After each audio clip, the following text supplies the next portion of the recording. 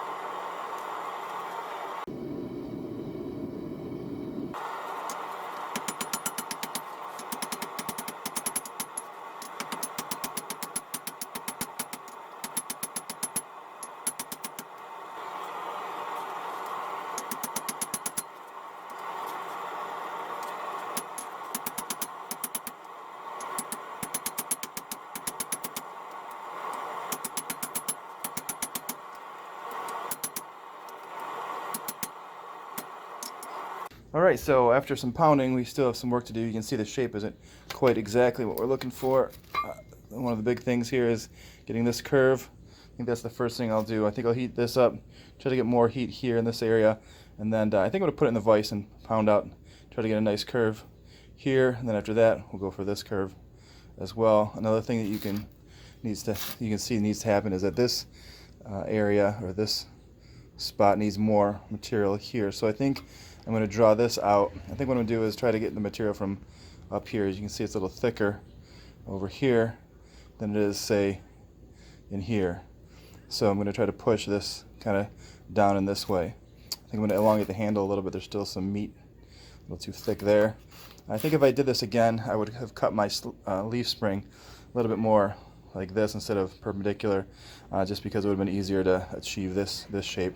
One of the other things that I want to do is when I get to the edge and I want to actually hit it a little bit different. When I was trying to stretch this out, I was hitting in this direction, pounding it to make it thin, kind of trying to draw it out.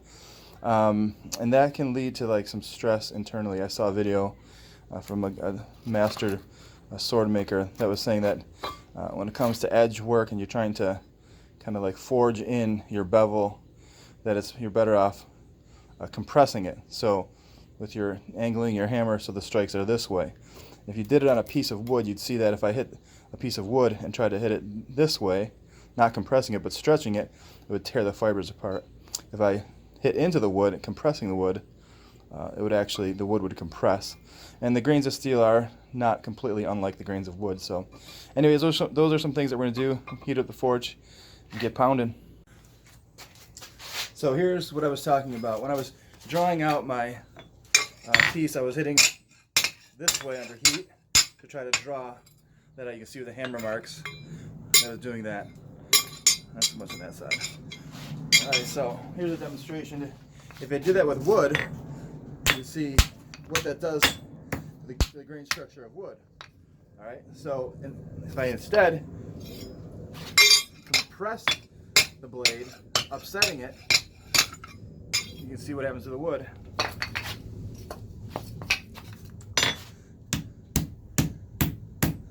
That's a little splinter, but so nowhere near as bad as if you try to stretch it. So anyways, that's what I'm going to do with next heat. I'll spend some time working that blade that way. Good to know.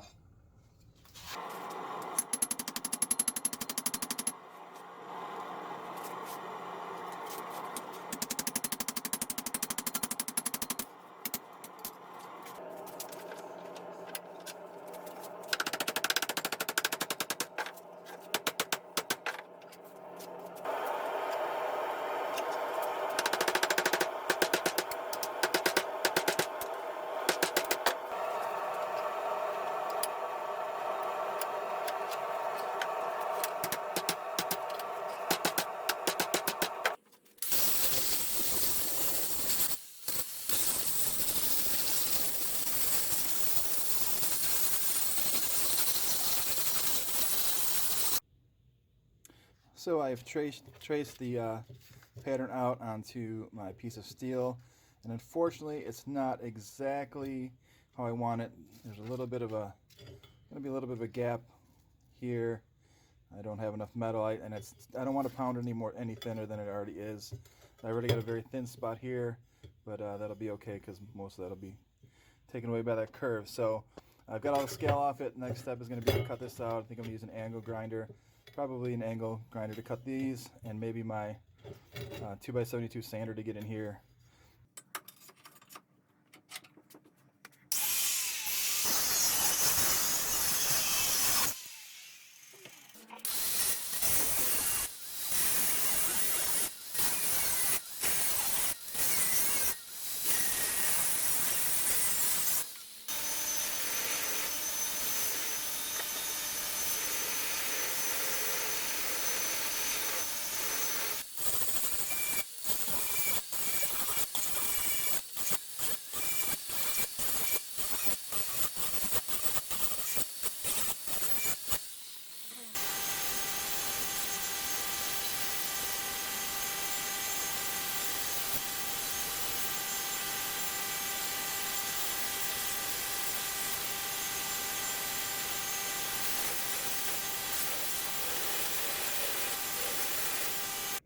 Alright, after using the angle grinder and the 2x72 to get the basic shape out, I made a couple of minor modifications.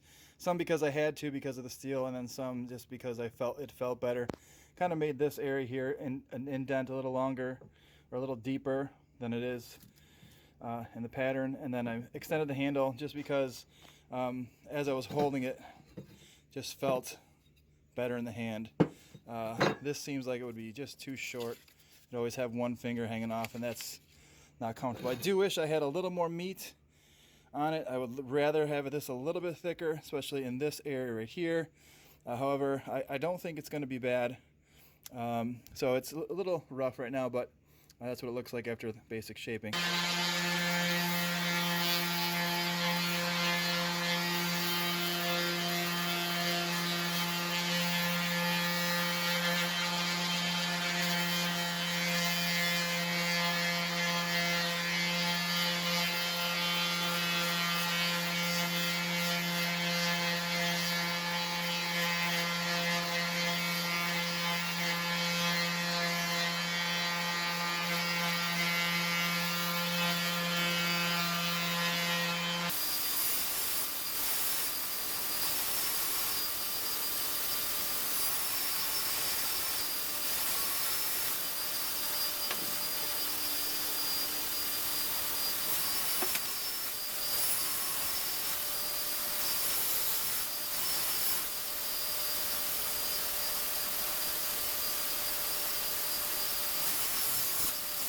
So for the quench, I used a high temperature digital thermometer, heated it to precisely 1530 degrees Fahrenheit. I quenched it in oil, and when it was done, it was nice and hard from front to back of the blade. Then after that, I tempered it for 2 cycles for 1 hour each at 390 degrees Fahrenheit, and it gave me a nice, strong, hard blade.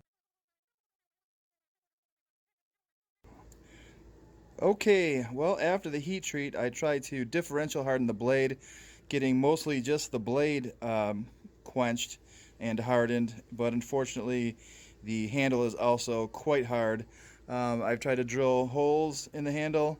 I've used these black oxide DeWalt bits, and then I used these titanium bits, and all I've got right now is a couple of dents.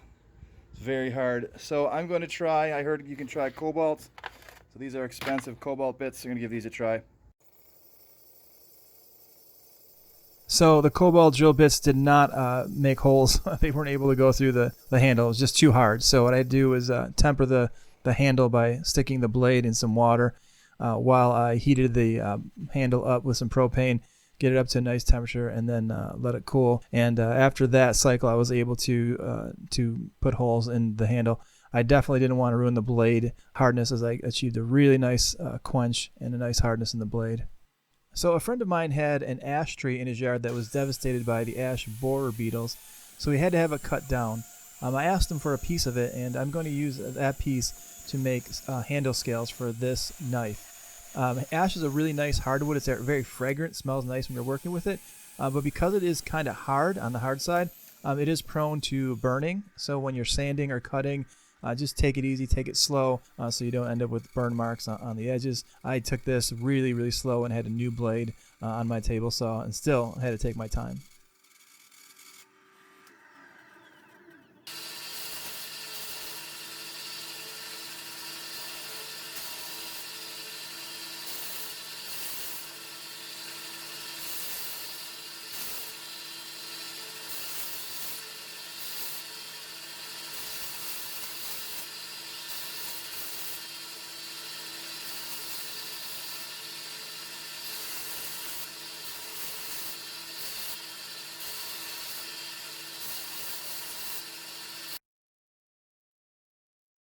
So I decided with this knife that I would make my first attempt at making decorative mosaic pins.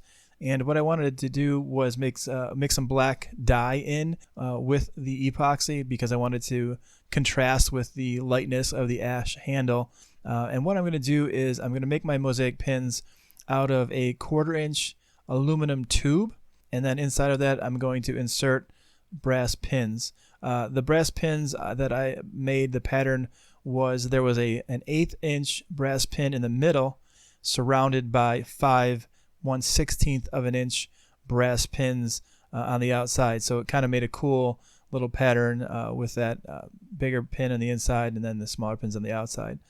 So for my first attempt, it didn't go too bad at all. When I went to glue my scales to my handle, I actually had some irregularities, like a little bit of misshape in the handle, and I knew there would be like a gap there. So I actually added a little bit of sawdust made from the ash that I produced when I was grinding it. So I added it just so that the glue would have basically the same color as the ash, and that way any of those irregularities would actually fill in with a glue that is kind of close, at least in color, to the ash. So that's why I added that little bit of sawdust.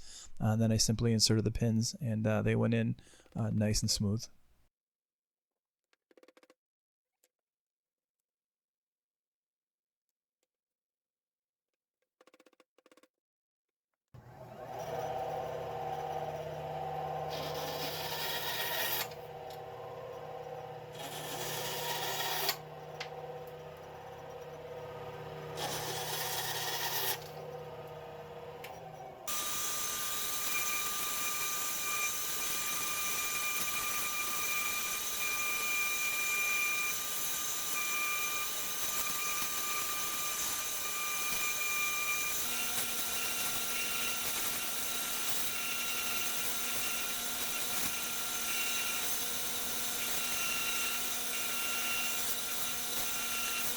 So here's how the knife looked after I was done grinding and sanding. I got it down to about 400 grit. I think the mosaic pins turned out nice, not perfect, but nice. And I think a clear coat of poly will make the grain look really nice on the handle, the grain of the ash. So 3 coats of polyurethane for the handle will do it. Once the polyurethane was dried, the knife was finished, and it was on to some sharpness testing. First was the water bottle slice, and the knife went right through like butter. Then after that, I had a 1x1 piece of wood lying around, which I decided to chop through, using all parts of the blade to make sure all parts of the blade were nice and hard and sharp, and they were. Afterwards, I brought the knife back inside and tried to do some more standard kitchen work with it, utilizing a couple of different cutting techniques up and down the back of the blade, the front of the blade. One was like a rocking technique, which tested the back of the blade. You'll see chefs using that technique. The other one utilized the front of the blade, which is kind of like a slicing motion, and indeed all parts of the blade were nice and sharp. And while working on the blade, I actually just barely touched the blade and got a nice cut. Here it is in its finished final form. Not perfect, but hey, I'm learning and getting better with every knife. I'm about to show you that cut that I talked about, and I just barely touched the knife, and it went surprisingly deep, and that didn't hurt as much as the other injury I sustained, which I'm about to show.